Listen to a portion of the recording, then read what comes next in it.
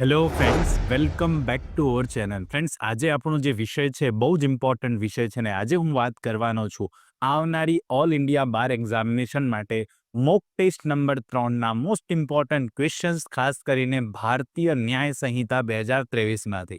Yes friends, અગાઉની series આજથી આપણે ફરી કન્ટિન્યુ કરીએ છીએ અને મોક ટેસ્ટ નંબર 3માં જે મોસ્ટ ઇમ્પોર્ટન્ટ એમસીક્યુઝ જે ભારતીય ન્યાય સંહિતાના છે તેની ચર્ચા કરવાના છે, જે આવનારી EIBE 20 માટે બહુ જ અગત્યના સાબિત થશે. તો ફ્રેન્ડ્સ, જે પણ કોઈ સ્ટુડન્ટ્સ આજે ચેનલ પર નવા છે, પ્લીઝ ચેનલને સબસ્ક્રાઇબ કરી લો, બેલ નોટિફિકેશન આઇકોનને ઓન કરી લેજો, જેથી આવનારા ખૂબ જ અગત્યના વિડીયોઝના નોટિફિકેશન આપ સૌને સૌથી પહેલા મળી જાય. અને ખાસ કરીને આ વિડીયોને એન્ડ સુધી જોજો, જેથી આપ સમજી શકો કે કયા પ્રકારના એમસીક્યુઝ પૂછાઈ શકે તેમ છે. તો બિલકુલ સમયને નહીં બગાડીએ, શરૂ કરીશું આજનો વિડીયો.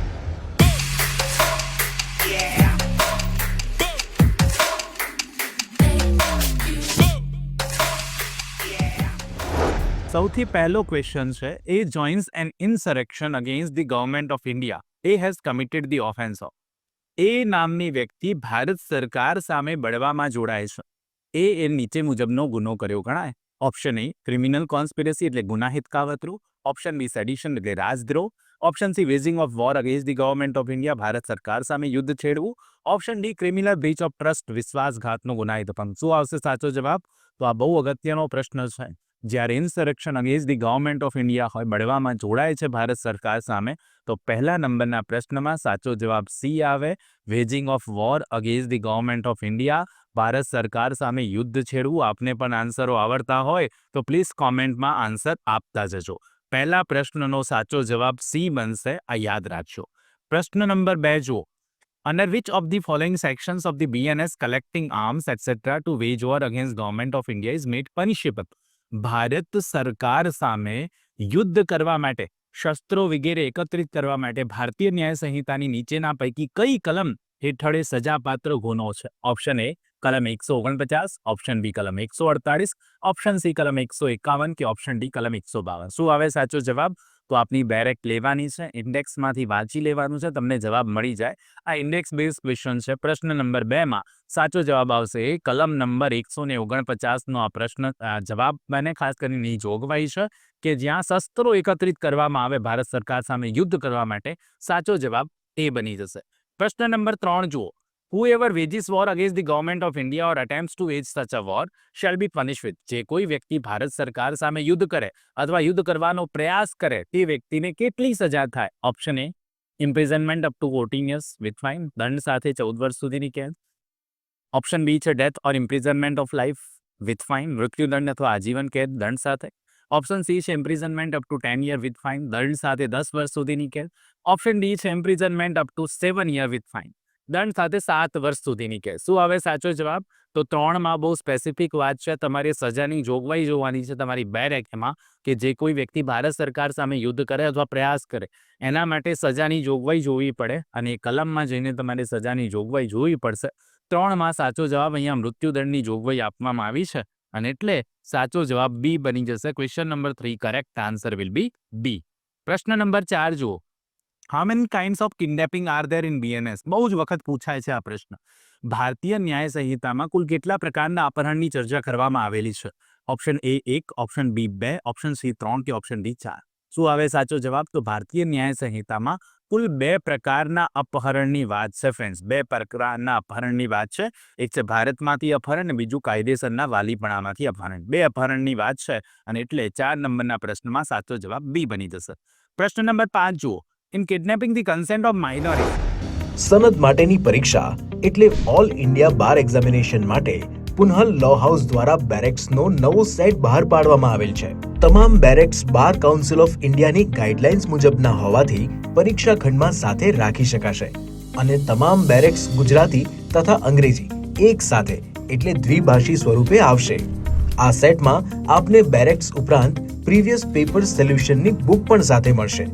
ભવિષ્યમાં વકીલાતમાં તથા સિવિલ જજની પરીક્ષામાં પણ આ જ બુક્સ ખૂબ જ ઉપયોગમાં આવશે. બેરેક્સ કોમ્બો સેટમાં તેમજ છૂટક પણ મળી શકશે, તથા વ્યાજબી ડિસ્કાઉન્ટ સાથે ફ્રી હોમ ડિલિવરી પણ કરી આપવામાં આવશે. વધુ માહિતી કે ઓર્ડર કરવા માટે સંપર્ક કરો પુનઃ લો હાઉસ 9825986757. www.punhallawhouse.com. જ્યારે અપહરણની વાત કરીએ છીએ, અપહરણ માટે સગીરની સંમતિ એ કેવી ગણાય? હોલી ઇમમટીરિયલ સંપૂર્ણપણે બિનમહત્વપૂર્ણ, પાર્શિયલી ઇમમટીરિયલ આંશિક રીતે બિનમહત્વપૂર્ણ, હોલી મટીરિયલ સંપૂર્ણ રીતે મહત્વપૂર્ણ કે પાર્શિયલી મટીરિયલ આંશિક રીતે મહત્વપૂર્ણ? શું આવશે સાચો જવાબ? તો 5 નંબરમાં સાચો જવાબ એ આવે. અહીંયા સગીરની સંમતિ હોય કે ન હોય એ ઇમમટીરિયલ જ ગણાવવાનું છે ને એટલા માટે સંપૂર્ણપણે બિનમહત્વપૂર્ણ જવાબ બની જશે. A will be correct answer. પ્રશ્ન નંબર 5માં સાચો જવાબ એ બનશે. પ્રશ્ન નંબર 6 જુઓ. For the purpose of the offence of kidnapping what should be the age of minor? જ્યારે આપણે અપહરણની વાત કરીએ છીએ ત્યારે સગીર માટે ઉંમર કેટલી હોવી જોઈએ? 16 વર્ષ, 18 વર્ષ, જો પુરુષ હોય તો 16 વર્ષથી ઓછી ઉંમરના અને સ્ત્રી હોય તો 18 વર્ષથી ઓછી ઉંમરના, કે પછી પુરુષ હોય તો 21 વર્ષની અંદર અને સ્ત્રી હોય તો 18 વર્ષની અંદર? શું આવે સાચો જવાબ? તો 6 નંબરમાં કરેક્ટ આન્સર બી આવે. અહીંયા કોઈ એજનો ડિફરન્સ આપવામાં આવ્યો નથી. સગીર માટે 18 વર્ષની જ વાત છે ને એટલા માટે બી will be correct answer. Confuse થવાનું નથી. અપહરણ માટે સગીરની ઉંમર 18 વર્ષની જ વાત કરવામાં આવી છે. માઇનોર એટલે 18 વર્ષ એવું સમજી લેવાનું. ત્યારબાદ 7 જુઓ. Which of the following is an offence of continuing under BNS? ચાલુ રહેતો ગુનો, સતત ચાલુ રહેતો ગુનો કયો છે નીચેનામાંથી? રેપ, ચોરી, અબેટમેન્ટ કે અપહરણ? તો ફ્રેન્ડ્સ 7 નંબરના પ્રશ્નમાં સાચો જવાબ આવે ડી, એબડક્શન. જે અપનયન છે ને, જેને આપણે અપનયન કહીએ છીએ, એબડક્શન, એ સતત ચાલુ રહેતો ગુનો છે. બળાત્કાર નથી, ચોરી નથી, પ્રોત્સાહન, એબેટમેન્ટ, દુષ્પ્રેરણ નથી. અહીંયા જવાબ બની જાય ડી. સતત ચાલુ રહેતો ગુનો હોય જેને આપણે કન્ટિન્યુઇંગ ઓફેન્સ કહીએ છીએ તો એ છે પર્ટિક્યુલરલી એબડક્શન. તેને આપણે એબડક્શન કહીશું. 8 જુઓ. A forcibly carries or entices B away from his home in order that B may be murdered. A has committed the offense in BNS under which section of the following? એ બીને બળજબરીથી તેના ઘરથી દૂર લઈ જાય છે અથવા લલચાવે છે અને બીની હત્યા કરી દે છે. તો એ નામની વ્યક્તિએ કયો ગુનો, કઈ કલમ હેઠળનો ગુનો કર્યો છે? 143, 140, 142 કે 141? 8 નંબરમાં સાચો જવાબ બને બી. કલમ 140 મુજબનો ગુનો છે અને લલચાવીને ઘરથી દૂર લઈ જઈને મૃત્યુ નિપજાવવામાં આવે છે. That is an offence under section 140. B જવાબ આવશે. 140 મુજબનો આ ગુનો છે, કલમ નંબર 140 હેઠળ આવે. સાચો જવાબ બી બની જાય. પ્રશ્ન નંબર 9 જુઓ.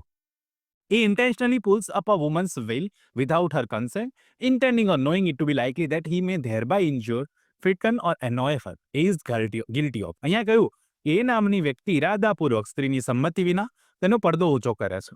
એ ઇરાદાથી કે જાણીને કે તેના દ્વારા તેણીને ઈજા પહોંચાડી શકે, ડરાવી શકે અને હેરાન કરી શકે, એ પર્પઝથી આવું કરે છે. તો એ નીચેના પૈકી કયા ગુના માટે દોષિત ગણાય? મોલેસ્ટેશન, છેડતી, બળ, ફોર્સ, ગુનાહિત બળ કે હુમલો? તો 9 નંબરના પ્રશ્નમાં સાચો જવાબ સી આવે. આ ગુનાહિત બળનો ઉપયોગ થયો કહેવાય. ગુનાહિત બળની વ્યાખ્યા આપેલી છે. ક્રિમિનલ ફોર્સ કોને કહેવાય ભારતીય ન્યાય સંહિતામાં? એટલા માટે જો એની સંમતિ વિના, કોઈ વ્યક્તિની સંમતિ વિના ઇરાદાથી જાણી જોઈને ઈજા પહોંચાડવા, ડરાવવા, હેરાન કરવા માટે આવું કરવામાં આવે, that is an offence of criminal force. એને આપણે ગુનાહિત બળ કહીએ ને એટલા માટે C will be correct answer. પ્રશ્ન નંબર 10 જુઓ અને આજનો લાસ્ટ ક્વેશ્ચન જેનો આન્સર આપશો એ મને નીચે કોમેન્ટ કરીને જરૂરથી આપવાનો છે. આપ સૌને રિક્વેસ્ટ છે કે પ્લીઝ કોમેન્ટ જરૂરથી કરજો. A person pointing a loaded gun at another person shall be deemed to be guilty of. કોઈ વ્યક્તિ બીજી વ્યક્તિ તરફ લોડેડ બંદૂક તાપકી દેશે તો નીચે પૈકી કયો ગુનો કર્યો કહેવાય? ગુનાહિત બળ, હુમલો, ફોલ્સ ઇમ્પ્રિઝનમેન્ટ કે ઉપરોક્ત પૈકી કોઈ નહીં? 10 નંબરનો જવાબ આપશો એ મને નીચે કોમેન્ટમાં આપવાનો છે. આપ સૌને રિક્વેસ્ટ છે કોમેન્ટ જરૂરથી કરજો. ફ્રેન્ડ્સ, ફરીથી આપણે એકવાર નવા વર્ષમાં મળ્યા છીએ અને ફરીથી આવા જ બહુ જ અગત્યના વિડીયોઝ આપ સૌ માટે આવતા રહેશે. તો ખાસ કરીને જે પણ કોઈ સ્ટુડન્ટ ચેનલ પર નવા હો પ્લીઝ સબસ્ક્રાઇબ કરી લો. આ વિડીયોને એક લાઇક જરૂરથી કરી દેજો અને આપના મિત્રો જે AIB20 આપવાના છે દરેકને આ વિડીયો શેર કરી દેજો. ઓકે ફ્રેન્ડ્સ, મળીએ નેક્સ્ટ પાર્ટમાં, mock test number 3 part number 2માં બહુ જ જલ્દી. ત્યાં સુધી જોતા રહો અમારી ચેનલ રિયલ એજ્યુકેશન કેચિક. ખૂબ ખૂબ ધન્યવાદ, ખૂબ ખૂબ આભાર.